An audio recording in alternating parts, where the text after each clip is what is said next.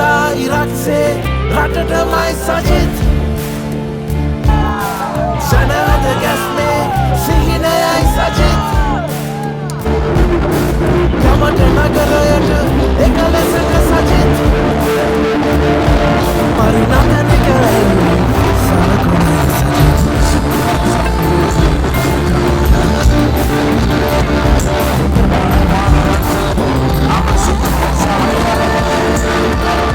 Isani sevanak, ekam teranak, dayat apamana, alut hangumak, uda kalamana, dakun kalumana, janita madahas, minis paurak.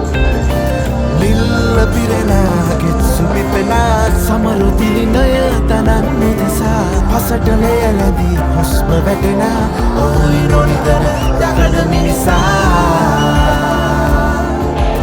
Uda irak se, ratata mai sajit.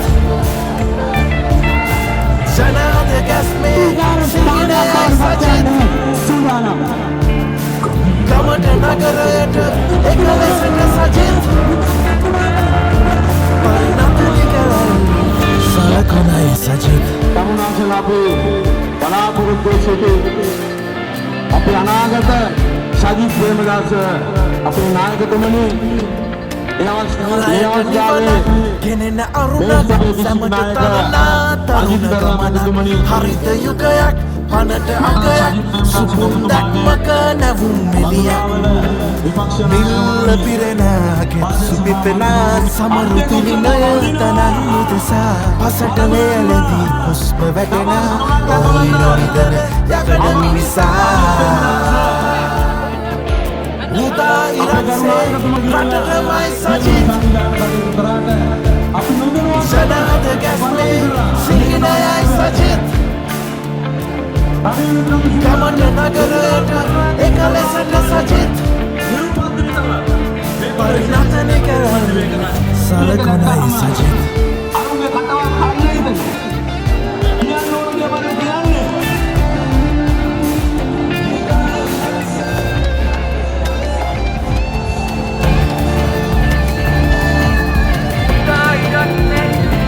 දේ මම කියන්නේ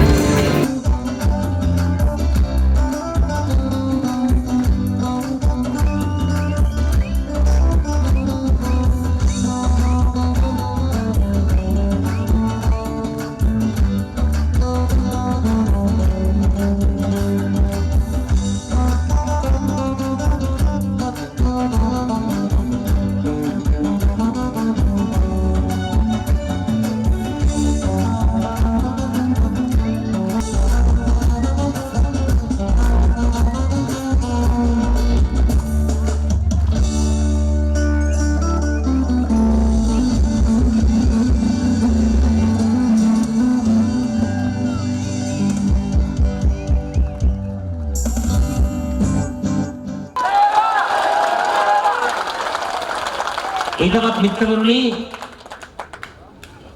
හොඳට අවබෝධ කරගන්න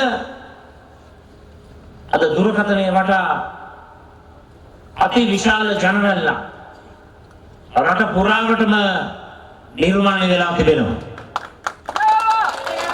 මේ ජනරැල්ල අපි ඉදිරි දින කිහිපය තුළ රට දිනවන රැල්ල බවට පරිවර්තනය කරලා එළවන මැතිවරණයේදී දුරකථනය සමගි ජන බලවේගය සුවිශේෂී අති විශිෂ්ට ජයග්‍රහණයක් ලබනවා කියන එක මම තමුන්නාන්සලට කියන්න කැමතියි. හිතාදර මිත්‍රවරුනි ඒ ජයග්‍රහණයත් සමග අලුත් සංකල්පයක් බිහි වෙනවා. ग्राम राज्य नगर राज्य संकल्प මේ සංකල්පය තුලින් මුළු රටේම තිබෙන හැම ගමක්ම උපගමක් හැම ගමක්ම කුඩා ගමක් හැම නගරයක්ම උපනගරයක් ඒ සංවර්ධනයට ලක් කර මෙවර අපි ලබන ජයග්‍රහණය තුල අනුගල දිස්ත්‍රික්කයේ සියලු දෙනාටම වැදගත් බලාපොරොත්තුවක් ලබා දෙන්න. වැදගත් පණිවිඩයක් අද ගෙදර ගෙනියන්න ඕන. ඒ තමයි අලුතර දිස්ත්‍රික්කයේ ග්‍රාම නිලධාරී වසම් 743 තුල තිබෙන හැම ගමක්ම හැම කුඩා ගමක්ම හැම නගරයක්ම හැම උපනගරයක්ම සමගි ජන බලවේගයේ ජයග්‍රහණයක් සමග ගම හදා නගර හදා රට හදන වෙනසකන අපි දියත් කරනවා කියලා මම තමුන්නාස්ලට කියන්න කැමතියි. හිතවත් පිටකරුණි. අද තමුන්නාස්ලට කිය යුතු ඒදලිය පණිවිඩය ඒ තමයි අපේ ප්‍රතිවාදීන් සැලසුම් සකස් කරනවා අපේ පවතින රාජ්‍ය සේවයෙන් ලක්ෂ 5කට ආසන්න ප්‍රමාණයක් ඉදිරියව. ඉන්න රාජ්‍ය සේවකින්ගේ ප්‍රමාණයෙන් අඩි කපන්නට යයි සූදානම් වෙනවා.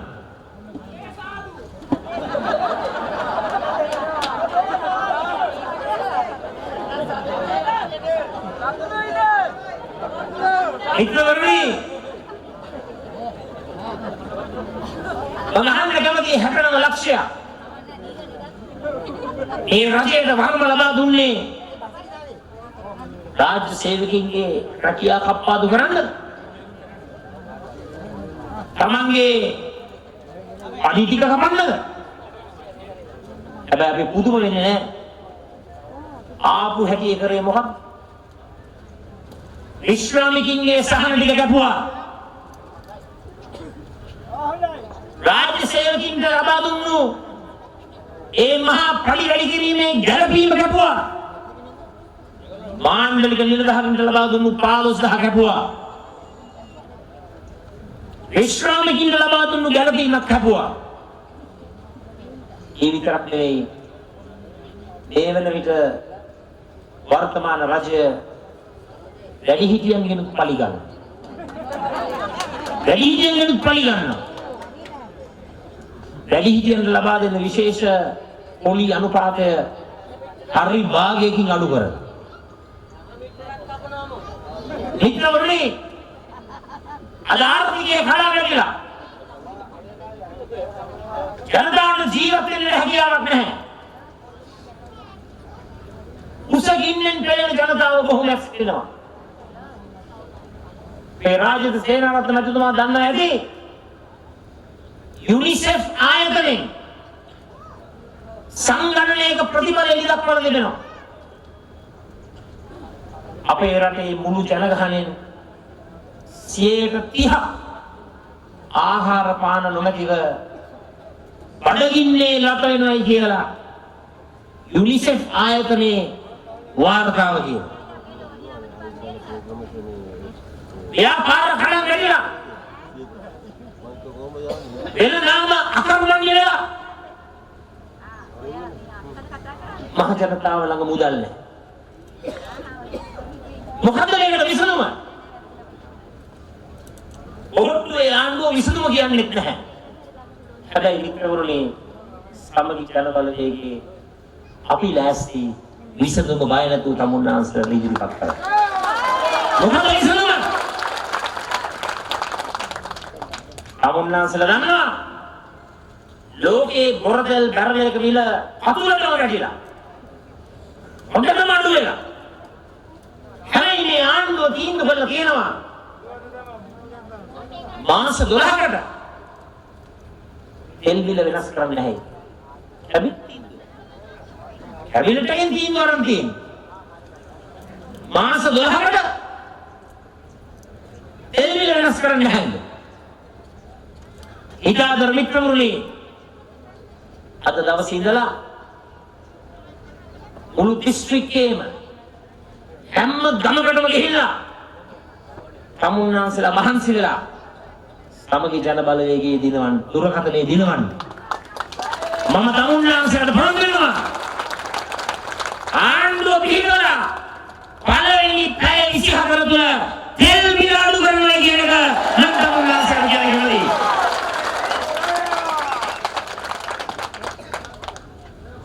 කිව්ව නේද? මාර්තු අප්‍රේල් විදුලි බිල කපනවා කියලා කිව්ව නේද? දැන් මොකෝ තත්ත්වේ? මම හිතන්නේ දැන් බොහෝ දෙනෙකුගේ ඊවල වලට විදුලි බිල ඇවිල්ලා තියෙන්නේ. විදුලි බිල දකින්නකොටම මිත්‍රවරුනි හරිම සනීපයි. හරිම සතුටුයි. එහෙම නේද?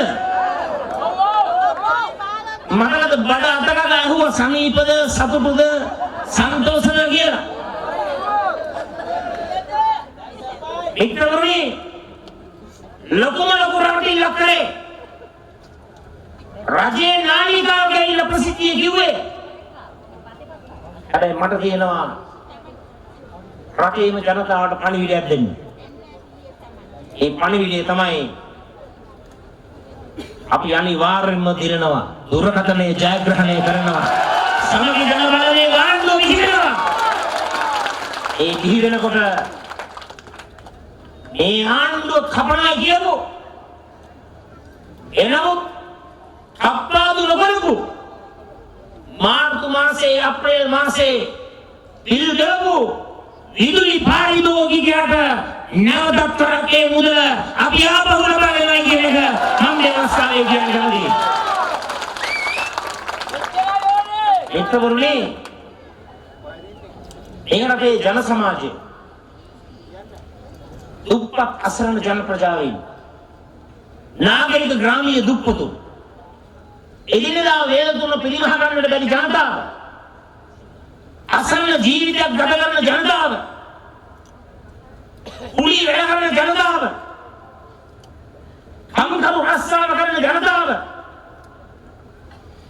ස්වයංක්‍රියා කරන ජනතාව අර දිනපතා ස්වච්ඡන්ද දීපනාවක් ලබන වතු ජනතාව මේ තමයි ජන සමාජයේ අසරණම කොටස්.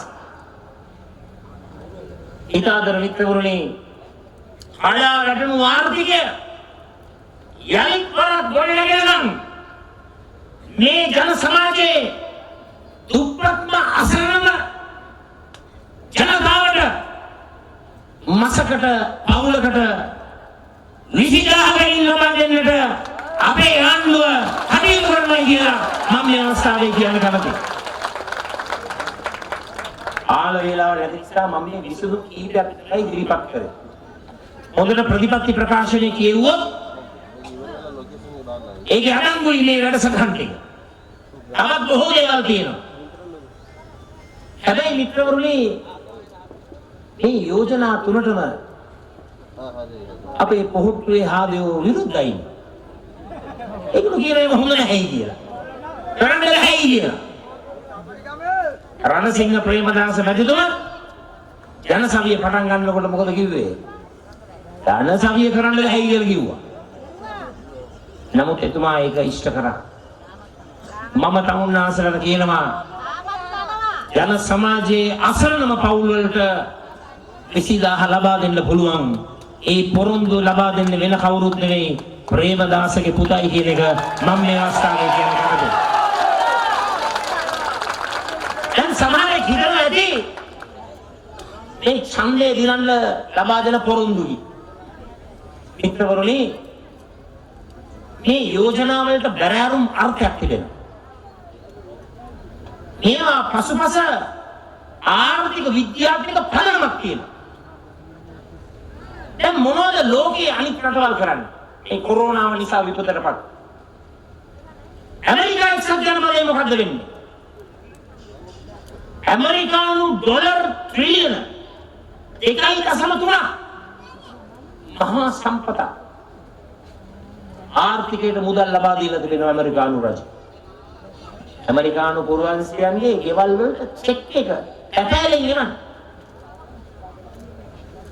බැංකු වලට ඉන්නුවට වැඩ කරනවා.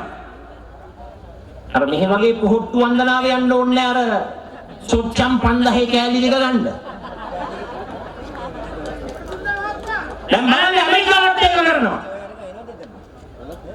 එංගලන්තේ මොකද්ද වෙන්නේ? පෞද්ගලික ආයතන වල සේවය කරන සේවක සේවිකාවන් 180ක් පඩිය දෙන්නේ ආණ්ඩුවේ. අද ගණන්ගේ සල්ලි වලින්.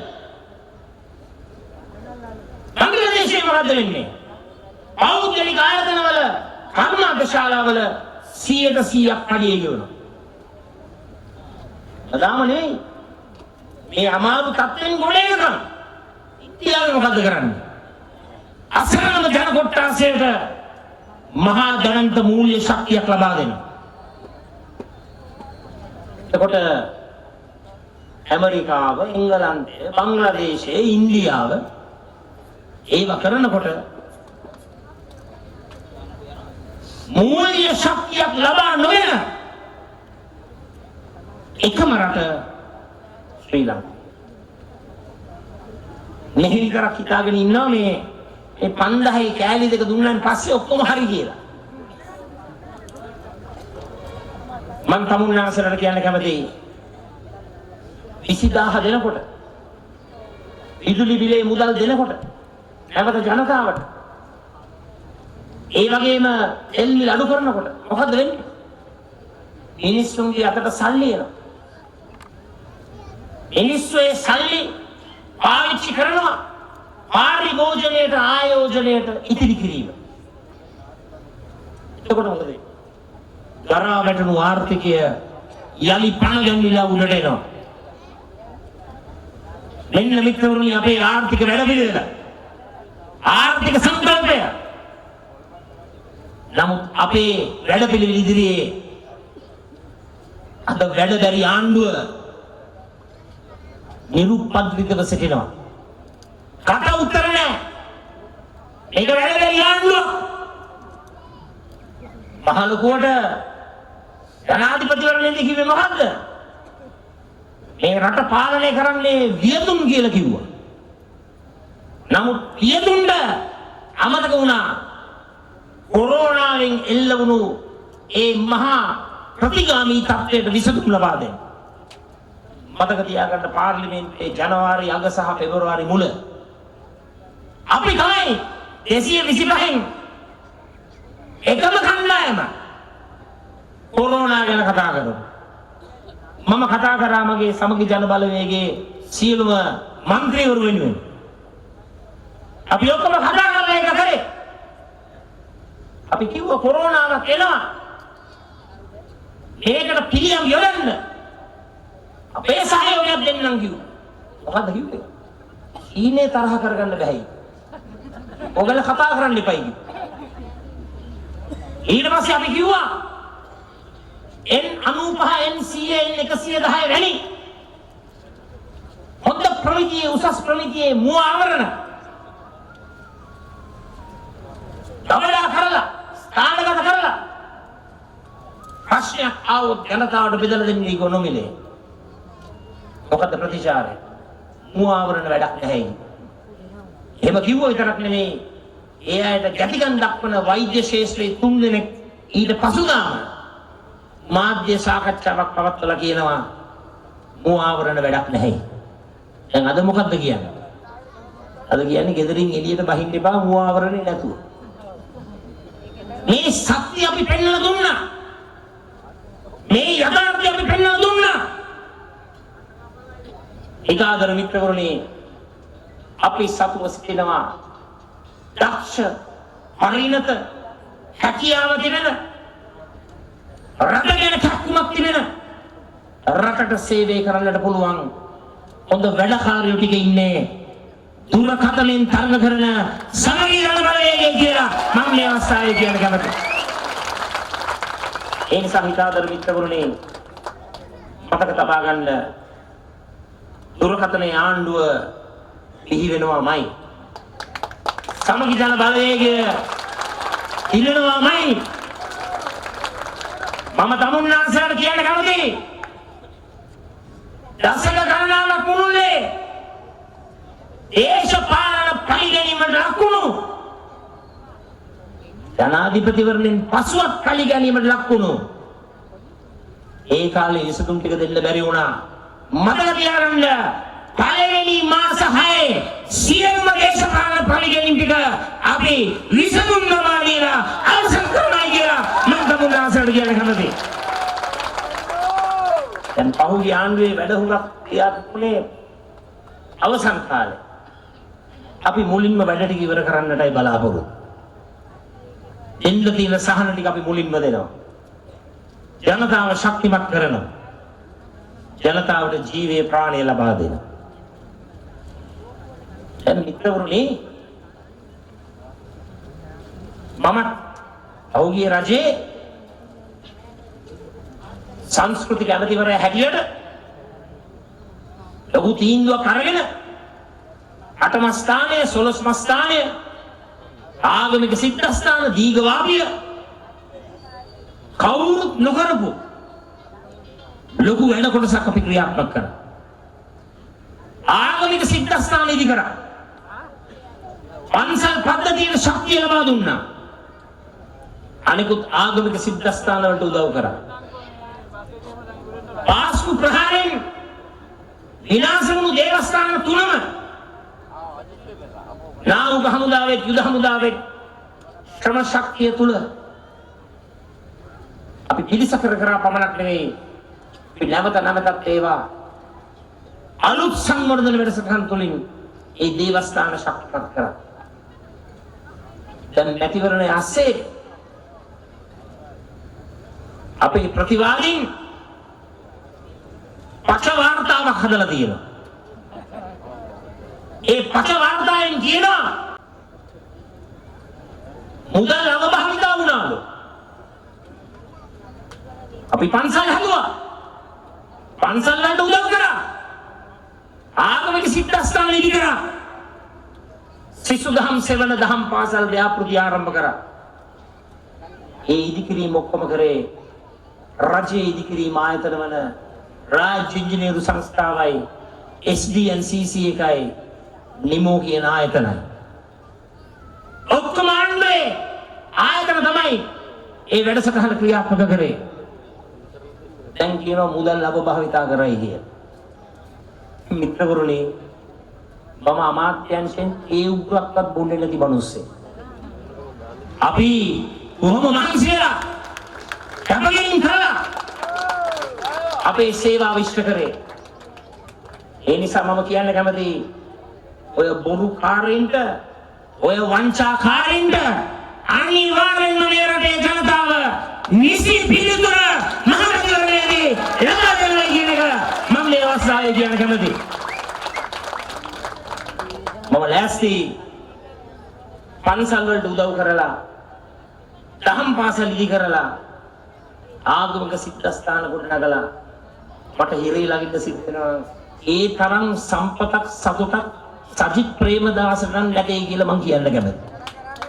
ඒ නිසා දීර්ඝව කතා කරන්නට යන්නේ නැහැ. විශේෂයෙන්ම මේ අවස්ථාවේ අපේ ආදරණීය හිතාදර ජගත් විධාන මැතිතුමා මට එතුමාව කවදාවත් අමතක වෙන්නේ නැහැ. ජනාධිපති අපේක්ෂකත්වය ලබා ගැනීම සඳහා මතුගම පුරවරේ මහා ජනරැලිය පවත්වලා සජිත් ප්‍රේමදාසට හයිය ලබා දුන්නු ජගත් විධානව කිසිදාකම අමතක වෙන්නේ නැහැ. අති විශිෂ්ට සේවාවක් එතුමා මේ කළුතර දිස්ත්‍රික්කයේ ඉෂ්ට කළ තිබෙනවා. ආදරණීය මිත්‍රවරුනි තමුන්නාන්සලාගේ උපරිම සහයෝගය ලබා දීලා එතුමාගේ ජයග්‍රහණය විජයග්‍රහණයක් කරන්නයි කියලා මම ඉල්ලීමක් කරනවා. ඒ වගේම අජිත් පෙරේරා මැතිතුමා කණ්ඩායම් නායකයා හැටියට ඒ වගේම ජනාධිපති අපේක්ෂකත්වය වෙනුවෙන් පුදුම කැපකිරීම කරලා ෘත්‍යාධිකාරී මණ්ඩලයේ සමාජිකත්ව හිමි කරගෙන අපිට ලබා දුන්නු ශක්තිය අදටත් මතකයි. දැනන්ත මෙහෙවරක් ඉෂ්ට කරා අලුත් ගමනක් යන්නට අලුත් දර්ශනයක් තුළින් ඉදිරියට යන්නට එතුමා කරපු කැපකිරීම අති විශිෂ්ටයි. අජිත් පෙරේරා මැතිතුමාගේ නියත ජයග්‍රහණයක් කරන්නට විජයග්‍රහණයක් කරන්නට කටයුතු කරන්නයි කියලා මම ඉල්ලීමක් කරනවා. රාජිත සේනාරත්න මැතිතුමා අපි ගැන විශ්වාසය තබලා අපේ අපේක්ෂක ලයිස්තුවට ප්‍රවේශ වෙලා දැවැන්ත ගමනක් යන්නට එතුමා අපිට පුදුම හයියක් ලබා දුන්නා. රාජිත සේනාරත්න මැතිතුමාව මම අවංකවම හඳුන්වන්නේ අපේ රටේ ඉතිහාසයේ ප්‍රජාතන්ත්‍රවාදී ඉතිහාසයේ බිහි වුණු හොඳම සෞඛ්‍ය ඇමතිවරයා හැටියටයි. ඒකේ ආයේ කතා දෙකක් නැහැ. නොමිලේ ස්ටෙලිස් ලබා දුන්නා. ඇස්කාච ලබා දුන්නා. පුදුම විදියට රෝහල් පද්ධතිය රටේම දියුණු කරා. ඖෂධ මාෆියාවට විරුද්ධව සටන් කරා. තුන්කොළ මාෆියාවට විරුද්ධව සටන් කරා. මේ රටේ මත්පැන් සිගරට් භාවිතය අවම කරන්නට සුවිශේෂී කාර්යභාරයක් එතුමා ඉෂ්ට කළා.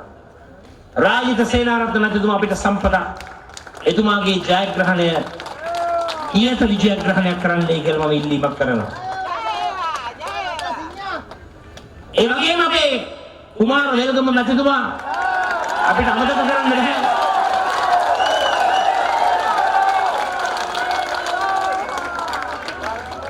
මට එතුමාව මගේ මතකයේ සිටින හොඳ අවස්ථාවක් තියෙනවා. අර මතකයිනේ අර පාර්ලිමේන්තුව ඇතුලේ සිදු වුණු ලැර ප්‍රහාරය, මිරිස්කුඩු ප්‍රහාරය, ඒ ඔක්කොම සිදු වෙනකොට මමත් එතුමත් පැත්තකට වෙලා ඉඳගෙන අපි දෙන්න කියාගත්තා බලන්න මේ අශීලාචාර දේශපාලන සංස්කෘතිය කියලා.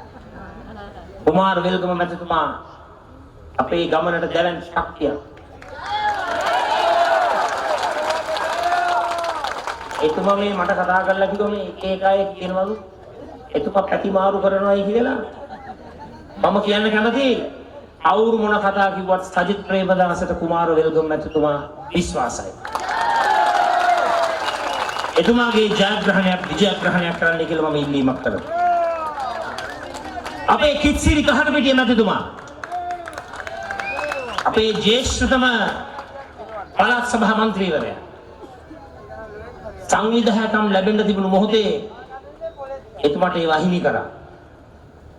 හැමදාමත්ම පළාත් සභාවේ ජයග්‍රාහකයෙකි. ජනතාවට සුහදශීලී හොඳ නායකයෙක්. හිත්සිරි කහටපිටිය මැතිතුමාගේ ජයග්‍රහණයක් විජයග්‍රහණයක් කරන්නයි කියලා මම ඉල්ලීමක් කරනවා. අස්ලාම් මොහමඩ් මැතිතුමා ශ්‍රී ලංකා මුස්ලිම් කොංග්‍රසය නියෝජනය කරමින් අපේ ගමනට ලොකු ශක්තියක් එකතු කරනවා. එහි නායක රවුෆ් හකීම් මැතිතුමා මේ ගමනේ වෙනසක් සිදු වෙන්නට ඕන, පැහැදිලිව අලුත් නායකත්වයක් එන්නට ඕනේ කියලා ජනාධිපති අපේක්ෂකත්වයේ මාහට ලබා දෙන්න ලොකු පෙරවරක් ඉෂ්ට කරා. අස්ලාම් මොහමඩ් මැතිතුමාගේ ජයග්‍රහණයක් විජයග්‍රහණයක් කරන්නයි කියලා මම ඉල්ලීමක් කරනවා. ඒ වගේම රාජිත සේනාරත්න මැතිතුමත් සමග අත්අල් දැනගෙන පේරු වලින් අපිට හයිය ලබා දෙන ඉෆ්තිකාර් ජමීල් මැතිතුමා එතුමත් අපේ ගමනට ලොකු ජවයක් ශක්තියක් එකතු කරනවා. ඒයක් නැතුව ජනතාවට විශිෂ්ට සේවාවක් ඉෂ්ට කරනවා.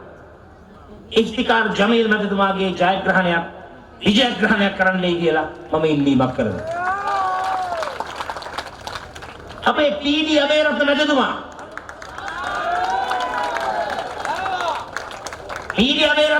තමයි මං හින්දා වැඩියෙන්ම බැට කාපු මිනිස්සයා. එතුමාට පුළුවන් තරම් පහුගිය කාලේ හිරියහ සිද්ධ වුණා. එතුමාගේ අයිතිය කප්පාදු කරා. සංවිධායක අම්මාරු කරා. එතුමාව දේශපාලන අනාථෙක් කරන්නට බොහෝ දෙනා උත්සාහ කරා. විශේෂයෙන්ම අපේ නායකත්වය. නමුත් මිත්‍රවරුනි පීඩී අබේරත්න මැතිතුමා හැමදාමත් සජිත් ප්‍රේමදාස එක්ක එකට හිටගත්තයි කියන එක මම මේ අවස්ථාවේ කියන්න කැමතියි. එතුමාගේ ජයග්‍රහණයක් විජයග්‍රහණයක් කරන්න කියලා මම ඉල්ලීමක් කරනවා. බණ්ඩාරගම ආසනයේ අපේ අලුත් සංවිධායකතුමා රවීන්ද්‍ර යසස් මැතිතුමා අති දක්ෂ කලාකරුවෙක්, පළාත් සභා මන්ත්‍රීවරයෙක්, ජනහිතකාමී ජනතාවාදී බොහොම සුහද මිනිසෙක්, මනුස්සකම දන්න පුද්ගලයෙක්. රවීන්ද්‍ර යසස් මැතිතුමාගේ ඊට ජයග්‍රහණය විජයග්‍රහණයක් කරන්නයි කියලා මම ඉල්ලීමක් කරනවා. ඊර්තිකාරී වසම් මැතිතුමා වාමවාදී දේශපාලනය තුල සමාජවාදී දේශපාලනය තුල ජනතාව වෙනුවෙන් ඉහළ කැපකිරීමක් කරපු පොදු ජන නායකයෙක්. තාමත් නිහතමානී සමාජ සේවකයෙක්. ඊර්තිකාරී වසම් මැතිතුමාගේ ජයග්‍රහණය විජයග්‍රහණයක් කරන්නයි කියලා මම ඉල්ලීමක් කරනවා. විජිත් ප්‍රියන්ත මැතිතුමා අපි බොහොම කනගාටු වෙන එතුමා ඊළඟ වෙලා නිවස සිටින්නේ. නමුත් අද එතුමා වෙනුවෙන් එතුමාගේ පුතා ඇතුළු කණ්ඩායම අපට ශක්තිය ලබා දෙනවා. විජිත් ප්‍රියන්ත මැතිතුමා එක්ක පයින්ම සජිත් ප්‍රේමදාස සමග අත්කල් දඩගත්ත පුද්ගලෙක්. එතුමාගේ ජයග්‍රහණයක් විජයග්‍රහණයක් කරන්නයි කියලා ඉල්ලීමක් කරනවා. ඒ වගේම ජාතික හෙළවුමෙන් අපේ ගමනට නිර්මාණශීලී ශක්තියක් ලබා දෙනවා නිශාන්ත ශ්‍රී වර්ණසිංහ මැතිතුමා. එතුමත් අපේ කණ්ඩායමට දැනෙන්න ශක්තියක්. එතුමාගේ ජයග්‍රහණයක් විජයග්‍රහණයක් කරන්නයි කියලා ඉල්ලීමක් කරනවා. ඒ වගේම ඇන්තනි ජයසීලන් වතු ශේෂ්ත්‍රය නියෝජනය කරන වතු ජනතාවගේ හිතවතා වතුකම්කරු ප්‍රජාවට අපි 1500ක දෛනික වේතනයක් ලබා දෙන්නට කටයුතු කරනවා කියන එකත් මම මේ අවස්ථාවේ මතක් කරන්නට කැමතියි. අපේ ප්‍රතිපත්ති ප්‍රකාශනයේ තිබෙනවා ඇන්තනි ජයසීලන් මැතිතුමාගේ ජයග්‍රහණයක් විජයග්‍රහණයක් කරන්නයි කියලා මම ඉල්ලීමක් කරනවා. අපේක්ෂකයෝ 13යි. ගමන ශක්තිමත් ජන සම්පන්න ගමනක්. අපි මේ ගමන තුලින් අපේ අවසාන ඉලක්කය කරා යනවා. ඒ අවසාන ඉලක්කය මොකද්ද? අපි බුලත් සිංහලක් දිනනවා. අලුතර දිස්ත්‍රික්කයක් දිනනවා. රස්නාහිර පාරක් දිනනවා. රටක් දිනනවා. අනිවාර්යෙන්ම සමගි ජන බලවේග ආණ්ඩුව දුරකථනයෙන් ගිහිගාමයි කියලා තමුන්නාසයට ප්‍රකාශ කරමින් ඒ රැස්වීම සංවිධානය කරපු ජගත් විතාන මැතිතුමාට නවදනවට මේ කරපු ශක්තිමත් සංවිධානයට එතුමාට සුභාසිංසනය පුද කරමින් එතුමාගේ ජයග්‍රහණයක් අනිවාර්යයි කියමින් කළුතර දිස්ත්‍රික්කයට ජය වේවා. බුලත් සිංහල ජනතාවට ජය වේවා. අපේ අපේක්ෂක කණ්ඩායමට ජය වේවා. ජය වේවා. ජය වේවා කියමින් මම නිහඬව බොහොම ස්තුතියි. උදා ඉරක් සේ රටටමයි සජිත් ජනහද ගැස්මේ සිහිනයයි සජිත් ගමට නගරයට එක ලෙසට සජිත් පරිණතනි කැලල් සලකුණයි සජිත්